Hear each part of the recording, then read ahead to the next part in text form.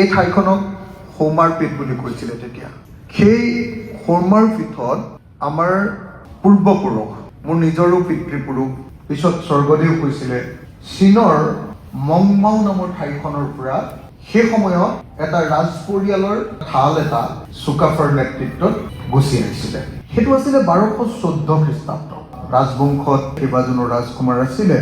গতিকে চুকাফাই এটা নতুন ঠাইৰ সন্ধানত মংমাও নামৰ ঠাইখন এৰি, নিজৰ জাগাটো এৰি কিছু সংখ্যক মানুহ লগত লৈ, হেংদাঙৰ পৰা গছৰ প্ৰজাতিলৈকে, বিভিন্ন জীৱ জন্তুৰ পৰা আমাৰ সাজপাৰলৈকে এই গোটেই বস্তুখিনি লৈ তেওঁ আহি আছিলে এখন নতুন দেশৰ নতুন ঠাইৰ সন্ধানত।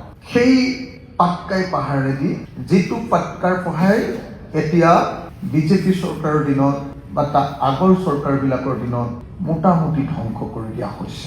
এতিয়া পাটকাৰ পাহাৰ বিখ্যাত কয়লাৰ 2 নম্বৰী খননৰ কাৰণে, যি পাটকাই পাহাৰক ৱৰ্ল্ড হেৰিটেজ চাইট ঘোষণা কৰিব লাগিছিল, বিশ্ব ঐতিহ্য ক্ষেত্ৰ।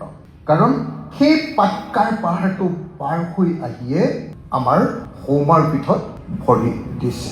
আৰু সৌমাৰপীঠত ভৰি দি প্ৰথমতে পাইছিল বৰাহীসকলক, মৰাণসকলক। মৰাণসকল এটা সৰু জনগোষ্ঠী, বৰাহীসকল সৰু জনগোষ্ঠী। তেওঁলোকক আমাৰ চুকাফাই দমন কৰা নাছিল। আমাৰ চুকাফাই তেওঁলোকক জয় কৰিছিল, কিন্তু জয় অকল যুদ্ধৰে নহয়, জয় অকল হেন্দাঙেৰে নহয়, জয় মনেৰে সৈতে কৰিছিল। তেওঁলোকৰ লগত এটা সামাজিক সম্পৰ্ক গঢ়ি তুলিছিল। এনেকৈয়ে প্ৰথমতে আহিয়ে পাহাৰ পাৰ হৈ আহিয়ে যি মৰাণ আৰু বৰাহী মানুহক পাইছিল, তেওঁলোকৰ লগত এটা সৌহাৰ্দ্যপূৰ্ণ সামাজিক সম্পৰ্ক গঢ়ি তুলি এখন নতুন অসমৰ ভেটি গঢ়াৰ প্ৰথম কঠীয়া ৰুইছিল। চুতীয়াসকলক পাইছিল, চুতীয়াসকলৰ লগত যুদ্ধ হৈছিল, কিন্তু যুদ্ধ হোৱাৰ পাছতো তেওঁলোকে বিজিতবিলাকক যি হাৰিলে, মানে যাক জয় কৰি পেলালে, তাক যেনেকে দাখৰ নিচিনাকে ব্যৱহাৰ কৰে তেনেকুৱা কেতিয়াও কৰা নাছিল। বৰং সেই জাতিবিলাকৰ লগত বৈবাহিক সম্পৰ্ক গঢ়ি তুলিছিলে, বিয়া বাৰুৰ সম্পৰ্ক গঢ়ি তুলিছিলে। সামাজিক সম্পৰ্কৰে সেই জাতিবিলাকক ইজনৰ লগত সিজনক এনেকে সামৰি পেলাইছিলে। চুতীয়াসকলৰ পাছতে কছাৰীসকল আহি গৈছিলে, কছাৰীসকলৰ লগতো যুদ্ধ হৈছিলে, আৰু এই আটাইবিলাক যুদ্ধত আমাৰ আহোমসকলে জয়ী হৈছিলে। আৰু এনেকৈ সমগ্ৰ অসম এটা পৰ্যায়তো এনেকুৱা পৰ্যায় পাইছিলে যে একেবাৰে গৈ গৈ গৈ গৈ গৈ গৈ প্ৰথমতে কলিয়াবৰলৈকে হৈছিলে। কলিয়াবৰত আমাৰ মেইন কোঠ আছিলে, তাৰপাছত গুৱাহাটীখন দখল, তাৰপাছত তাৰ পিছলৈ গৈ একেবাৰে সোণকোষ নদীলৈকে, একেবাৰে কোচ ৰাজবংশীসকলৰ সেই ৰাজ্যলৈকে সেই সমগ্ৰ অঞ্চল অসমৰ ভিতৰুৱা কৰিছে। সমগ্ৰ অসম ভিতৰুৱা কৰি চুকাফাই আৰম্ভ কৰা এই ৰাজ্যখনত 600 বছৰ ৰাজত্ব কালত চুকাফাই আহোমসকলে লগত লৈ ৰখা টাই ভাষাটো এৰি ইয়াত বিভিন্ন জাতিৰ লগত টাই ভাষী মানুহবিলাকৰ যিটো ইজনে সিজনৰ লগত কথা পাতোতে যিটো অমৈহতীয়া ভাষা এটাৰ সৃষ্টি হৈছিল। আমি নাগাসকলৰ লগত কথা পাতোতে কেনেকুৱা এটা ভাষাৰ সৃষ্টি হয়, অৰুণাচলীসকলৰ লগত কথা পাতোতে কেনেকুৱা এটা ভাষাৰ সৃষ্টি হয়, আনকি মিচিং মানুহ এজনৰ লগত আহোম মানুহ এজনে কথা এটা পাতোতে সুৰ এটা বেলেগ এটা হয় নে নহয় বাৰু, অ ককাই বুলি কৈ এই যিটো সম্পৰ্ক হৈছিল ইজন আৰু সিজনৰ লগত, সেই সম্পৰ্কটোৰ আধাৰত গঢ়ি তোলা নতুন ভাষাটোক আমাৰ ৰাজবংশই, স্বৰ্গদেউসকলে সেই ভাষাটোকে স্বীকৃতি দি অসমীয়া ভাষাৰূপে সেইটোক তুলি তালি ডাঙৰ দীঘল কৰিছে। পৃথিৱীত চাগে এনেকুৱা কোনো ৰাজবংশ নাই যি জিকাৰ পাছত নিজৰ ভাষাটো জাপি নিদি আনৰ ভাষা এটাক, তাত থকা স্থানীয় ভাষা এটাক এনেকৈ গ্ৰহণ কৰে।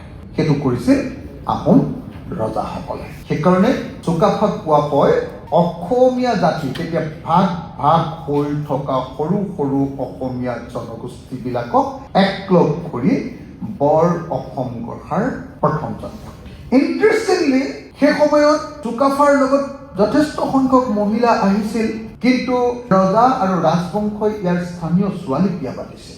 মাকৰ ভাষাটো সদায় সন্তানৰ ভাষা হৈ পৰে, সেইকাৰণে মাতৃভাষা বুলি কয়, পিতৃভাষা নহয়। মাকৰ মুখৰ ভাষাটো গাখীৰ খোৱাৰ সময়ৰ পৰা মাকৰ লগত এনেকে খেল ধেমালি কৰাৰ পৰা এই তুলিতালি ডাঙৰ দীঘল হোৱালৈকে যিটো সম্পৰ্কৰে এটা ভাষা আমাৰ ভিতৰত এই মগজুটোত যিটো ভাষাই স্থান লাভ কৰে সেইটোৱে হ'ল মাতৃভাষা।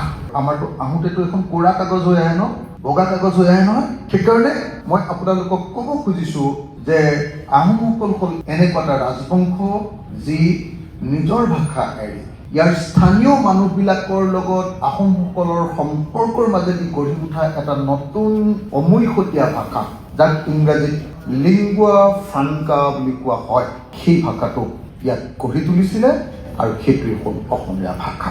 সেইকাৰণে এতিয়াও অসমীয়া ভাষাৰ প্ৰথম আৰম্ভণি ক'ত হ'ল বুলি ক'লে আজিৰ দিনটোতো অসমীয়া ভাষাৰ প্ৰথম আৰম্ভণিৰ ফলকখন, প্ৰথম লিখিত ফলকখন শিলত কাটি থোৱা প্ৰথম পাইছে আমাৰ গোলাঘাট জিলাৰ হৰপথাৰ বৰপথাৰৰ নগাজুৰি খনিকৰ গাঁৱত। পঞ্চম শতিকাৰে দেই, আমাৰ আহিছিলে ত্ৰয়োদশ শতিকাত। পঞ্চম শতিকাত যদি আপুনি সেই চাৰিখন চাই অসমীয়াৰ শিলালিপিখন, সেইখনত অসমীয়া ভাষাটো ক'ৰবাত এনে কিবা এটা ধৰিব পাৰি। তাৰপিছত সেইটো বিকশিত কৰি আহোমৰ দিনত সেইটো মোটামুটি এটা ভাষাত পৰিণত কৰি দিয়া হ'ল। য'ত অকল মৰাণে মৰাণৰ ভাগত আছিলে, বৰাহীয়ে বৰাহী ভাগে আছিলে, চুতীয়াসকলে চুতীয়া ৰাজ্য কৰি আছিলে, কছাৰীসকলে কছাৰী ৰাজ্য কৰি আছিলে, কোচ ৰাজবংশীসকলে কোচ ৰাজ্য কৰি আছিলে, আকৌ ডিমাচা কছাৰীৰো বেলেগ ৰাজ্য আছিলে, এনেকে বেলেগ বেলেগ ৰাজ্য আছে। সেই আটাইবিলাকক লাহে লাহে কেতিয়াবা যুদ্ধৰে বশ কৰিলে, কিন্তু বশ কৰি আকৌ ঘৰুৱা সম্পৰ্ক কৰি তুলিলে। ব্ৰিটিছৰ নিচিনাকে শাসন কৰিবলৈ আহি ইয়াৰ পৰা অকল নুলুটিলে আৰু লুটি লৈ তাৰপিছত ইয়াৰ পৰা গুচি নগ'ল। ইয়াতে আহিলে, ইয়াৰে ভাষা গ্ৰহণ কৰিলে, ইয়াৰে বায়ু সেৱন কৰিলে, ইয়াকে আপোন বুলি ল'লে, ইয়াতে ৰাজধানী বনালে, ইয়াতে নগৰ চহৰ গঢ়ি তুলিলে, ইয়াতে ৰাস্তা পদূলি গঢ়ি তুলিলে, ইয়াতে পুখুৰী খান্দিলে। এফালৰ পৰা যিমান এতিয়াও উজনি অসমৰ আটাইতকৈ ডাঙৰ ডাঙৰ ৰাস্তাকেইটা চব আহোমৰ দিনত বনোৱা, বেছিভাগ ডাঙৰ ডাঙৰ ৰাস্তা। আজিও অসমৰ সন্মান কৰি আমি সকলোৱে চাব বিচৰা গোটেইকেইটা বস্তু মেক্সিমাম সেই আহোম ৰাজত্ব কালৰ। সেয়া চৰাইদেউৱে হওক, কেইদিনমানৰ পাছত ৱৰ্ল্ড হেৰিটেজ চাইটৰ স্বীকৃতি পাবলগীয়া শিৱসাগৰৰ ৰংঘৰ তলাতল ঘৰে হওক। মই আপোনালোকক খবৰ দি থব কৈছোঁ, অহা মাৰ্চ মাহত আমি শিৱসাগৰে ৱৰ্ল্ড হেৰিটেজ চাইটৰ টেণ্টেটিভ লিষ্টত বোধহয় সোমাম। তাৰ কাৰণে কাম চলি আছে, মাৰ্চ মাহত ৰিজাল্টটো আহিব। ইতিমধ্যে আমি আমাৰ ৰিপৰ্ট জমা দিছোঁ আৰু মাৰ্চ মাহত শিৱসাগৰে ৱৰ্ল্ড হেৰিটেজ চাইটৰ টেণ্টেটিভ লিষ্টত নিশ্চয় সোমাব। মই শিৱসাগৰৰ মানুহক কথা দিছিলোঁ যে শিৱসাগৰক মই ৱৰ্ল্ড হেৰিটেজ চাইট কৰিম আৰু মোৰ প্ৰথম কাৰ্যকালৰ ভিতৰত টেণ্টেটিভ লিষ্টত আনিম বুলি কথা দিছিলোঁ। বোধহয় এতিয়া আহি যাব মাৰ্চ মাহত, আমাৰ কামবিলাক চব হৈ গ'ল, জমা দিয়া হৈ গ'ল, অকল আহিলেই মাত্ৰ আমি তেতিয়া ঘোষণা দিব পাৰিম। আৰু তাৰ পাছত আকৌ চৰাইদেউৰ নিচিনাকে কিছুদিন গৱেষণা কৰিব লাগিব, গোটেই পৃথিৱীৰ গৱেষকবিলাকে কাম কৰিব, তাৰ পাছত স্বীকৃতিটো লাভ কৰিব। অসমখনত অসমীয়া জাতিত গঢ় দিয়া মানুহ মূলতঃ তিনিজনেই আছে। এজন চাওলুং চুকাফা, ইফালে আকৌ কোচ ৰাজবংশৰ চিলাৰায় আৰু নৰনাৰায়ণ, আৰু মাজত শংকৰদেৱ। আজি আমি যিটো দিনত আছো, এই দিনাই মংমাওৰ পৰা 14 চনৰ পৰা 14 বছৰ খোজকাঢ়ি আহি পাটকাই পাৰ হৈ প্ৰথম সৌমাৰ পীঠত আজিৰ অসমত প্ৰথম যিদিনা প্ৰৱেশ কৰিছিলে সেই তাৰিখটোৱে হ'ল 2 ডিচেম্বৰ। প্ৰথম অসমত প্ৰৱেশ কৰা মোৰ পিতৃপুৰুষ, মোৰ ককা আজু ককা চুকাফাই অসমত প্ৰৱেশ কৰা 1228 খ্ৰীষ্টাব্দৰ আজিৰ তাৰিখটোতে অসমত প্ৰৱেশ কৰিছিলে আৰু অসমৰ ইতিহাস বদলাই সৰু সৰু গ্ৰুপবিলাকক এটা অসমীয়া জাতিত পৰিণত কৰি পেলাইছিলে। আৰু সেইকাৰণে অসমীয়া জাতিৰ আটাইতকৈ পুৰুধা অসমৰ পুৰুষজনৰ নামেই হ'ল চাওলুং চুকাফা।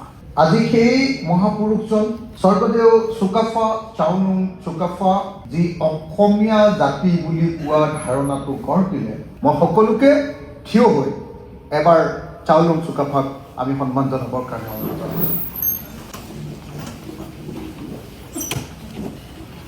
সকলোৱে হাতৰ মুঠিটো ওপৰলৈ তুলিব আৰু আমি এটা সংগ্ৰামী শ্লোগানেৰে সৈতে চাওলুং চুকাফাক আমি এবাৰ স্মৰণ কৰিছোঁ।